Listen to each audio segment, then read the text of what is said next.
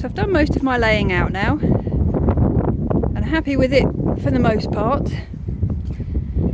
This border is going to be seen from all angles, so I do need to try it out on every angle.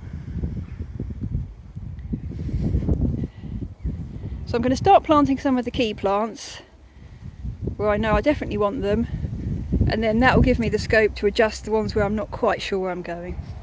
So I've got Climbing Lady Boothby Fuchsia there. I don't know if it will manage the full height. This is, I think, at least 6 foot that, but it'll be interesting to see how big it can get. And in terms of being in the biggest pot, the Rosa Ballerina, which is a beast. That's a bit of a bucket.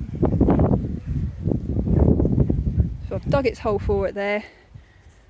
I like to keep testing it against it when you're not quite sure, especially with big holes.